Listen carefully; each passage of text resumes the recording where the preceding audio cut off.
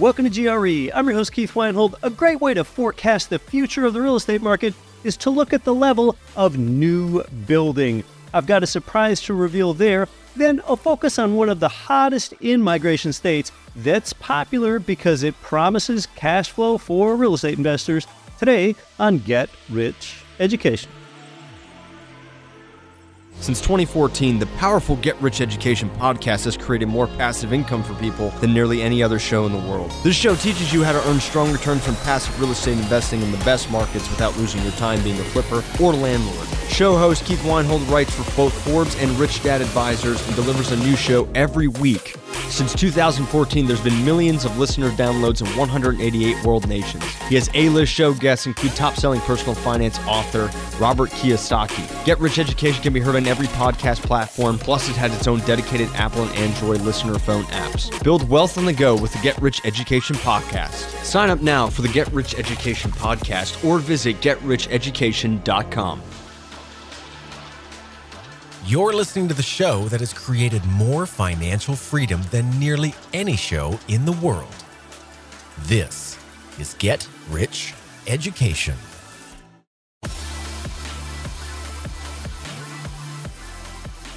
Welcome to GRE. From Plains, Georgia to White Plains, New York, and across 188 nations worldwide, you are listening to Get Rich Education. I'm your host, Keith Weinhold. We are an educational platform, and if you haven't yet, I really suggest that you spend 100 hours learning how to invest in real estate. The average person works 2,000 hours a year for 40 years. That's 80,000 hours of working for money. I implore you to spend 100 hours learning how to keep it and grow it and leverage it and create income and tax advantages from it. 80,000 hours of lifetime work, 100 hours learning real estate investing.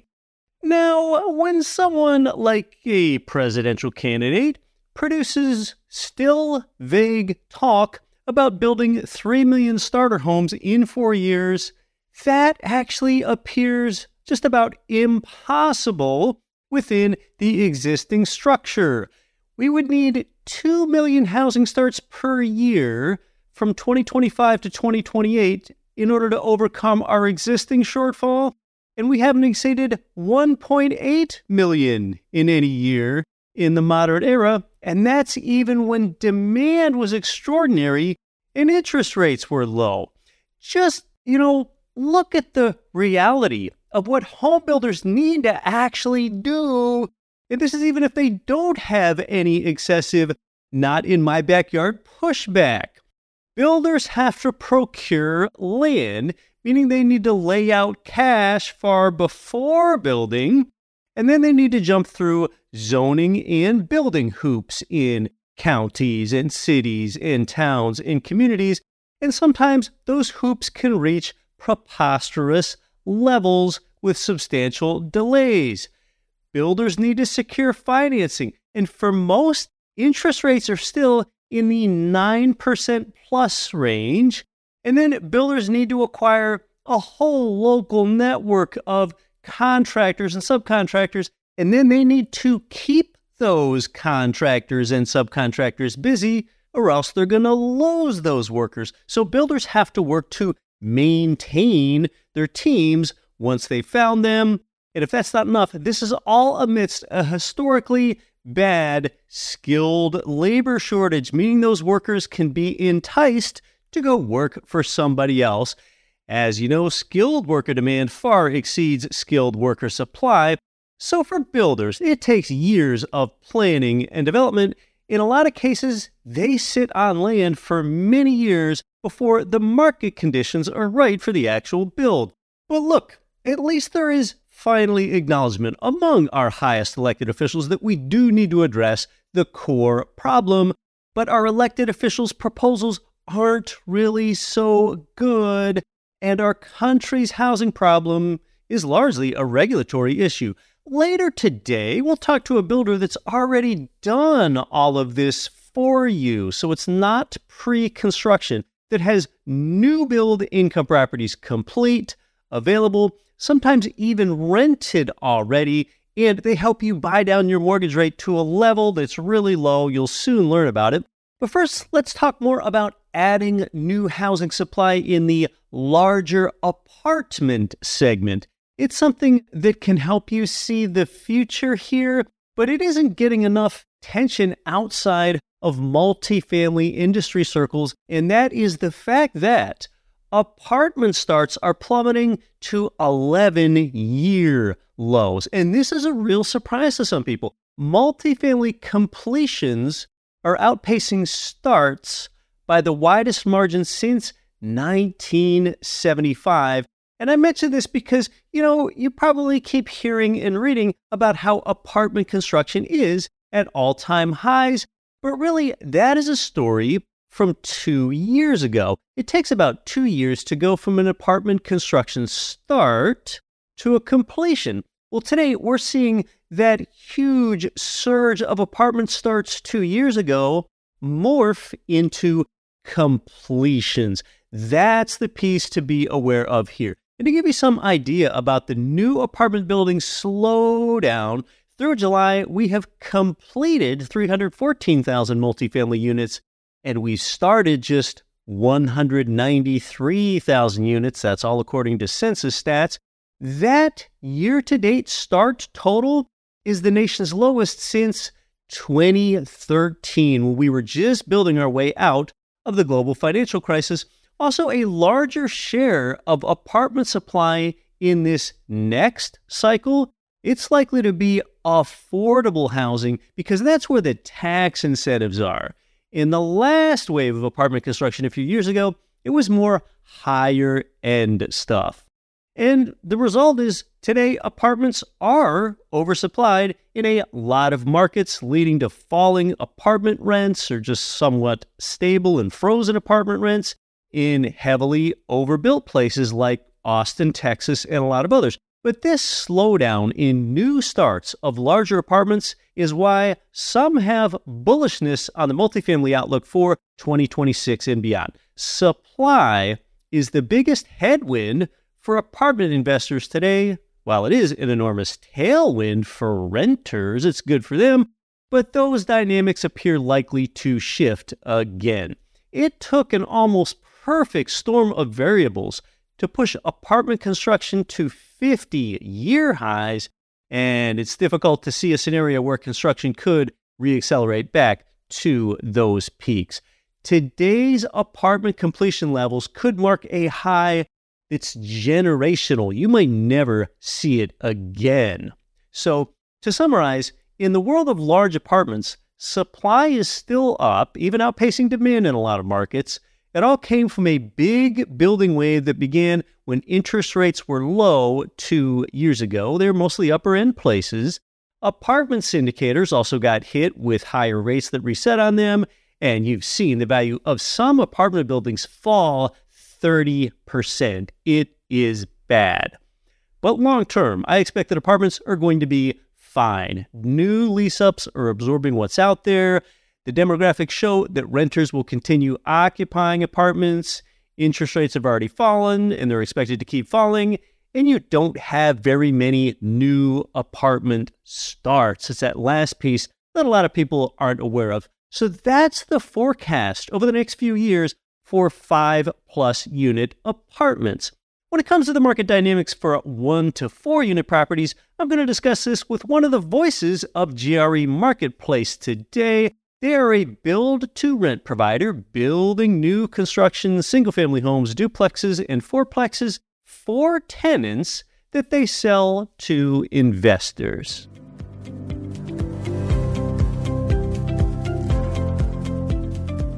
Hey, I'd like to welcome in a home builder and property provider serving Florida basically statewide, known as North America's leading build-to-rent property developer. And he believes in what he builds and offers others because he's been a real estate investor himself for more than 2 decades. Hey, Jim, welcome back onto the show.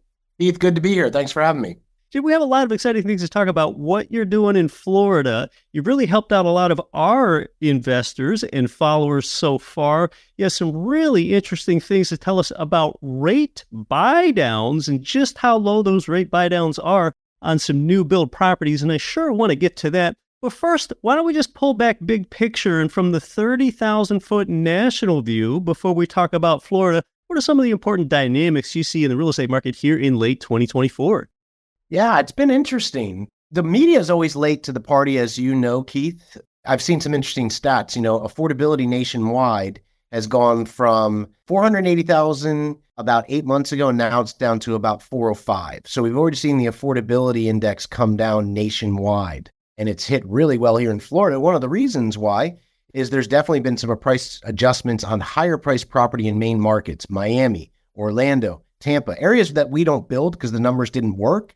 So that's been really good to see that affordability. Also, rates are just starting to drop. But here's an interesting thing. A year ago, Keith, the average mortgage payment for the average person buying a home, it was 57% of their total income. Now that has dropped to about 44% of their total income. So I'm always looking at affordability and overall median pricing, and that's been a really, really good thing for us. As I had said, second tier markets where you can get affordability, but also great amenities, great lifestyle is where we've always focused on building. And it seems like that is really continuing to have a solid pulse. I love visiting some of those bigger markets, taking my kids to Disney, but I'm glad we stayed out of there because it seemed a little more temperamental, and we're glad we're in the more second tier markets. You cited an affordability index there earlier. Now, affordability still historically is not that good, but it's not as bad as it used to be. Tell us more about that index. Yeah, I always have looked at, the affordability index. Let's just use an example. Orange County, California. I think the median value of a home there is $1.1 million. In Jacksonville, it's 305. And so you get a score based on what is the average family income per price of the home. And it's kind of like your report card. And there's certain areas that have an A and there's certain areas that have an F. We have lots of investors come to us with you guys too, from New York or Seattle or Orange County. And this is something I look at. What is the affordability index? And just know how they figure out the score on your affordability index. What's the average price of the home in that area? And what is the average family income for that area? And the correlation of those two numbers shows whether you have a good score or a bad score. And now that we've looked at the national picture somewhat, you mentioned some of the major metro markets in Florida, some of which you specifically stay out of, and that's simply because the numbers don't work for long-term rentals. They don't provide cash flow. Tell us more just in general about some of the areas that you've chosen and why they're profitable for long-term real estate investors. Yeah, this median value, this affordability index is so key. When we're able to get into homes still, Jacksonville is barely over 300,000 as the median now, we're able to cash flow right off the bat. So like Jacksonville still has the population growth, the economic growth occurring, it's desirable coastal community, and supply and demand is in our favor. We don't have enough housing. So that's where we focus. All of those factors, not only here, but on a smaller scale in Palm Coast, in Ocala, where we've done a ton with the GRE community. And then Southwest Florida. We don't go to Southeast Florida, too expensive, too overbuilt, too high on insurance. But that greater Fort Myers area, which did experience the highest growth anywhere in the country during the pandemic, which was interesting to watch, we're still seeing a lot of good fundamentals down there. And again, at that affordable range. It makes a big difference when your buy-in at a median priced home is, let's say, $320,000 opposed to $580,000. Makes a huge difference to whether it will cash flow off the bat or have a negative cash flow. And as you know, Keith, even though we're doing new construction in high growth areas, we want to see you have cash flow right away. Now, you are a builder. You are adding much needed inventory to the national housing supply, where we've had a shortage of millions of units for years, depending on what source you cite and quote there. A lot of the estimates as to the housing shortage really are all over the place. But many sources state that Florida inventory levels, just statewide here, they are back about to pre-pandemic levels. So they have recovered. They are back to about 2019 levels. And I think one important thing for people to remember is, well, 2019 was a pretty good balanced housing market. It was a normal market. We liked 2019. That was a good market. There was growth, but it was sustainable, more predictable, steady. So I'm happy to be back at 2019. 2020, 21 levels, there was less than a month's worth of inventory on the MLS. It was dire. Yeah. It was just such a skewed thing. And you've studied this for a long time. So everyone, if you say, oh, well, it went from this to this, I love how you talk about 2019, because by all statistics, that was a very normal market here in Florida. So we're happy to get back to that, because you have to have a certain amount of inventory level to balance the playing field. We want to see growth, but I'm more of a long-term player, as you know. We don't need to see huge spikes because that can get a little volatile. Now, as a builder, talk to us about builder sentiment, since, like we talked about before, we are in a falling interest rate environment. Mortgage rates are already down about 1.5% from the recent highs, and the Fed hasn't even begun lowering rates yet. So talk to us more about what those lower rates do to builder sentiment. And Jim, we're not just talking about rates for buyers here, which matter, but it's the rate that builders like you that have to pay that typically factor in here too. Yeah, it's an interesting market right now, Keith. And here's something I want to give great encouragement from. As you know, we do build some for the institutions and the larger groups. The little guy, the small investor, has the guerrilla warfare advantage over them right now. Because, as you know, we right now have in-house financing. We're able to have this builder forward commitment where we're buying large tranches of money for residential mortgages. That means individuals like we work with all the time, Keith, that buy a few properties, we can get them this incredible financing right now at 3.75. We're beating the market. You go into a B of A and try to get a duplex finance, you're probably looking at 6.75. And we're able to do that because it's residential real estate.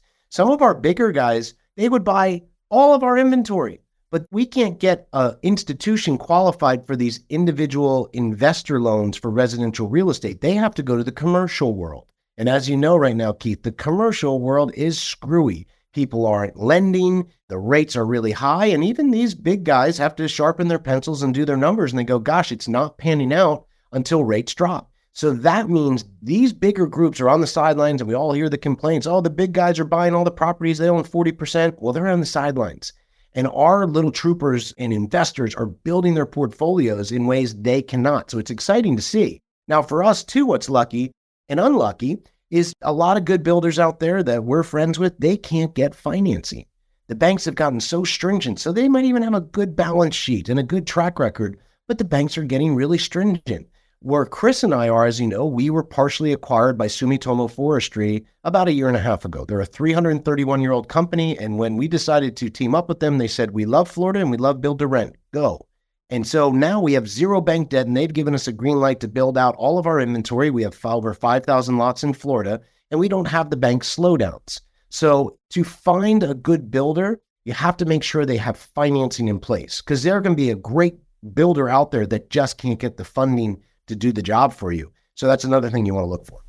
Right. And last time I checked, you've got more than 925 current independent income property investors, many of those whom are GRE listeners. Well, we're going to talk more about just how low those rates are, who participates in the buy down. I already know that most of it's the builder, and just part of it is you, the investor. You're listening to Get Rich Education. We're talking about Florida build to rent property. More when we come back. I'm your host, Keith Weinhold. Hey, you can get your mortgage loans at the same place where I get mine, at Ridge Lending Group, NMLS 42056. They provided our listeners with more loans than any provider in the entire nation because they specialize in income properties. They help you build a long-term plan for growing your real estate empire with leverage. You can start your pre-qualification and chat with President Chaley Ridge personally. Start now while it's on your mind at ridgelendinggroup.com. That's ridgelendinggroup.com.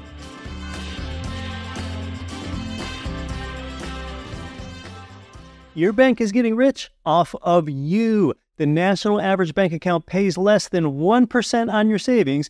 If your money isn't making 4%, you're losing your hard-earned cash to inflation. Let the Liquidity Fund help you put your money to work with minimum risk. Your cash generates up to an 8% return with compound interest year in and year out instead of earning less than 1% sitting in your bank account. The minimum investment is just $25K. You keep getting paid until you decide you want your money back. Their decade-plus track record proves they've always paid their investors 100% in full and on time. And I would know because I'm an investor too. Earn 8%, hundreds of others are. Text FAMILY to 66866. Learn more about Freedom Family Investments Liquidity Fund on your journey to financial freedom through passive income. Text FAMILY to 66866. This is Rich Dad Advisor Garrett Sutton. To grow your wealth, listen to the always valuable Get Rich Education.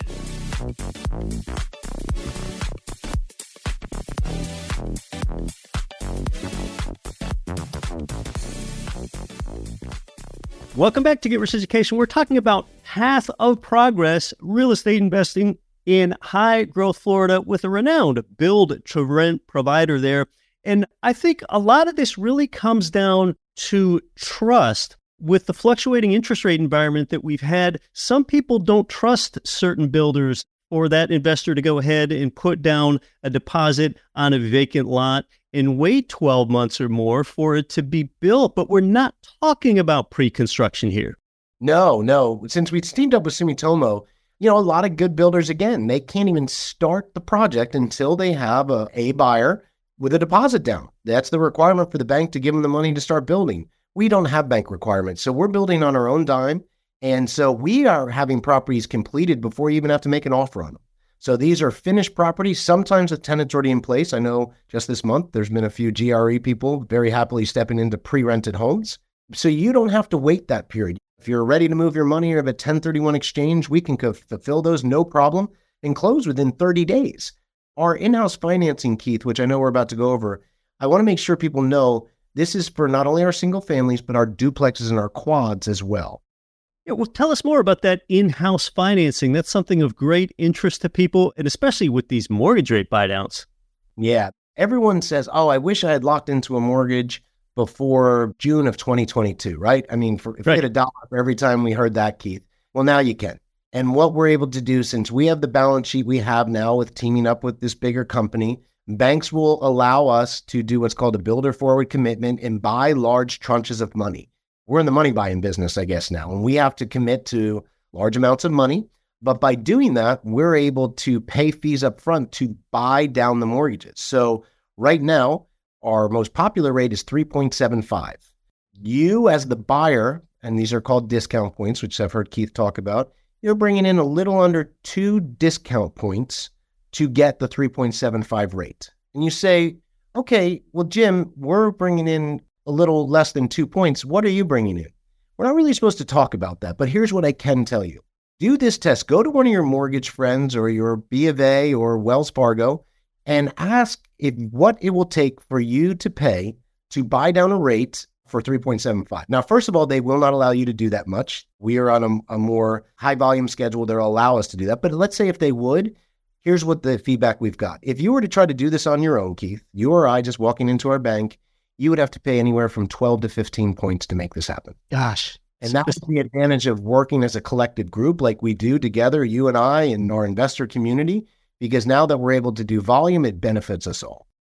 No one really knows where interest rates are going to go. I think it's pretty foolish to try to predict them, but very few people think they're ever going to drop to the levels that we saw during the depths of the pandemic. 3.75%. If you get locked in there, it's pretty unlikely that the future market is going to meet that down the road at all. And tell us more about that product type, the single family homes, duplexes, and fourplexes that this is available on. And of course, they're all new build. Yeah, we do a combination of new build on all of these. We found, Keith, a lot of build to rent companies really only focus on the single family home. But we found, to increase rental yield and overall returns, there was really a lack in the market for duplexes in residential areas and quads. Again, and those are close to commercial deals without the commercial financing. They allow more affordable rent in more residential areas that people can afford and want to be in. And we found through the pandemic, these had a greater calling to them than, let's say, a large apartment complex. People want to be a little more spread out, have their own yard like in a duplex. And they get that there, but they get it at a fraction of the price that a complete single-family home would be at. So we found, as you know, most of our investors, our average client buys 3 to 8 properties with us, and no surprise, they buy a mixture of single-family duplexes and quads. I know we agree on this, Keith. The single-family home has had the best history of all of great equity appreciation. And the duplex might lag behind that a little bit, but it's got a better cash flow. So I will always do little trade-offs and combo my own portfolio to make up for 2 of those. And that's what our counselors usually coach our people. I know yours do as well. Yeah, the economies of scale for the real estate investor really can be there long-term with duplexes and fourplexes. And you're really helping fill a need. Some months ago, I talked about the MMM, multifamily's missing middle, about how so few duplexes, triplexes, and fourplexes are being built today as compared to when you had about 3 times as much construction in those property types that you did in the 1980s. A lot of that's really gone away. You're really bringing it back. We talk about some of the areas where these are built. Jim, years ago, well, really about 10 years ago, when I began this show, I was often talking about how I want to be invested in metro statistical areas that have a population of at least 500,000 to 1 million people in order to get a diversity of economic situations there, because you do need rent-paying tenants. But so much has changed since then. Starting 4 to 5 years ago with the work from home movement, I'm more open to more outlying areas than I had been previously. So tell us about some of these areas that you choose to build in Florida. Yeah, our hub market where we started doing rehabs many, many, many years ago was Jacksonville, Florida. Yeah. And we still are headquartered here. But Jacksonville, again, is the most affordable coastal city, I believe, still on the East Coast, which brings great fundamentals. It hits both of your things, Keith, where it is larger, but it has more of a sprawl and that larger population. And the fundamentals look really well. Again, that overall median price is still very low. And we branched down to Palm Coast, which is a little more of a higher end area, but a bedroom community to Jacksonville. The silent soldier, the one that really surprised us the most, and I think you remember this, was Ocala. In fact, when Chris first said, do you want to go start building in Ocala? And this is about a decade ago. I said, wow, Ocala, isn't there only like about 10,000 some horses out there? Yeah. No, and he's a horse guy. So he laughed and he said, oh, it's a lot bigger than that. And sure enough, I put my foot in my mouth. But Ocala, the amount of growth that we've seen out there has been incredible. And Ocala's really well placed because it's just below Gainesville, where there's the medical centers, the university, and it's just north of the Villages, which is the second largest retirement community and growing. Not only that, it has its own economic infrastructure, but it's really well placed. And the difference of a price of a home for a starter family in Ocala compared to like northern Tampa, there is no comparison. You're talking half. So we like that. And also with rents, it's got a great lifestyle. And then Southwest Florida. Again, Southwest Florida, Keith, we're very lucky that we took some risk there. A lot of builders would like to be building down there. But as you remember, we took some big risks in 2020. We talked to some of our friends and said, this is going to be really good or really bad for real estate. We went with the really good, and we loaded up on, well, a lot, over $20 million worth of land at the pre-jump prices. Now we're into the land right down there, so we can get them built right for you guys, still make a margin for ourselves that other people, if they're trying to get land today, they just can't do. And Southwest Florida has been a really good market for us. Had that hurricane there a few years ago, and all of our new construction properties did well. In fact, of almost 300 properties that were under construction, we had 4 that needed insurance claims. And those 4, Keith, well, we had just put up the freestanding walls. We hadn't been able to tie the roof on before the winds, and the winds knocked the walls over, and that's it. But there was no flooding. And that's why you get an insurance break. In all the markets that we're in, we always hear, oh, you can't get insurance in Florida. And I kind of giggle and say, on which properties? Because there is a very different treatment for a new construction property built 2004 or newer compared to a property built 1957 on lower ground. Yeah, this is such an important thing to bring up. Property insurance premiums have been hiked substantially on Florida existing older build properties, not the post-2004 ones like Jim is talking about here. And for those that don't know, Ocala there in Central Florida is known as an equestrian area for horses. And your business partner, Chris, that's his big hobby. So yeah, when you first went there, you were with Chris, you were like, oh, are you just trying to get there because you want to be around horses more or what? But no, there's actually a good fundamental reason for this where it makes sense to build there. Well, Jim, why don't you talk about how you've specifically helped one of our listeners or the typical buyer there and how that process looks, including an approximate timeline to get them from the time where they submit an offer all the way through to closing? Yeah, well, our team and your team work together. We want to make sure we set people's goals and expectations up front. What are you looking for? What are you trying to get into? If someone says to me, look, I'm looking to get into a great starter home with the lowest basis and highest cash flow, I'm going to say, okay, let's look at Ocala. If they say, look, we're looking more long-term. I'm more of an equity growth player. Yeah, I want cash flow. I'm going to say, okay, let's look at Palm Coast or Southwest Florida. Together with our teams and our property counselors, we try to assess what are your needs and where are you wanting to go. Now, all of our vehicles will get you there, but some a little better than others, depending on the plan you want to put together. And so once we do that, what we like to do is go through properties that seem to match what they're most wanting. We'll go through the performance. We'll look up the site maps. We'll go through the different fundamentals of that direct area.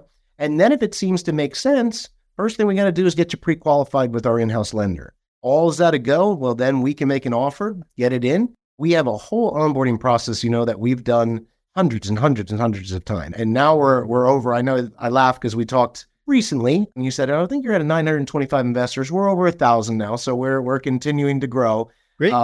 But again, we've tried to make it fluid where our people are a part of the process, but never alone. We answer the questions on the financing, help get you the directionals on the insurance. Now, you can use whatever insurance company you want. 99% of them use the company that we recommend. We have no financial affiliation with them, but everyone asked years ago when Chris and I started this, well, who do you use for insurance? Who do you use? And so we just gave them who we used. And this person usually undercuts and better coverage than most. So all those pieces, Keith, with going through that. And again, this is about a 30-day process of getting qualified once you pick the property, submitting the contract with your 10% deposit, doing your onboarding for property management and insurance pieces. And then obviously, you don't have to come here to see us for closing. We do all of our traveling closings for you. And most important thing I like to set up with PM is, where do you want the money wired?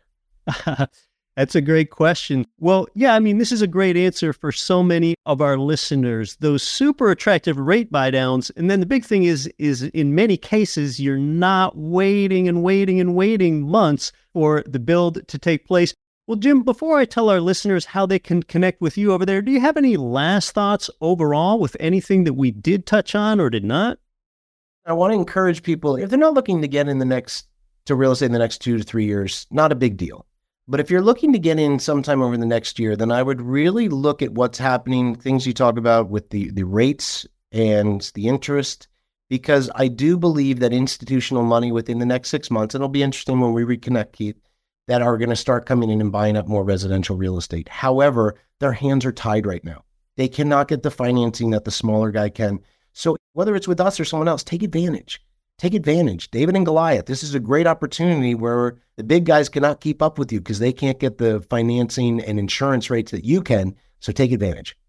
Well, I specifically wanted to have you on today because it is an opportunistic time. They serve Florida with new builds. Learn more about their properties and even get some under contract if you so wish. You can do so by contacting your GRE investment coach. If you don't have one yet, you can do so at gremarketplace.com. It is free, or at gremarketplace.com/Florida. Jim, it's been great having you back on the show. Thanks for having me, Keith. Good seeing you.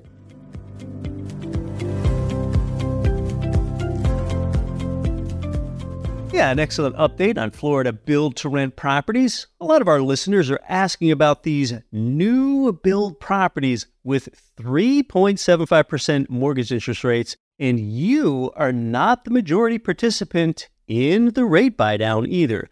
Next week, who I consider the foremost tax authority in the entire world, will be back here with us. Tom Wheelwright is going to discuss presidential candidates' tax plans, whether you should be scared about a tax on unrealized gains, and a lot more. Also, on a future episode, I'm going to talk about the land. That is the vacant land that comes along with your rental property, what to look out for and what to avoid. It's really a little discussed subject that we haven't talked about here before. To learn more about Florida build-to-rent property with those attractive rate buy-downs, start at gremarketplace.com. Until next week, I'm your host, Keith Weinhold. Don't quit your daydream. Nothing on this show should be considered specific, personal, or professional advice. Please consult an appropriate tax, legal, real estate, financial, or business professional for individualized advice. Opinions of guests are their own. Information is not guaranteed. All investment strategies have the potential for profit or loss. The host is operating on behalf of Get Rich Education, LLC exclusively.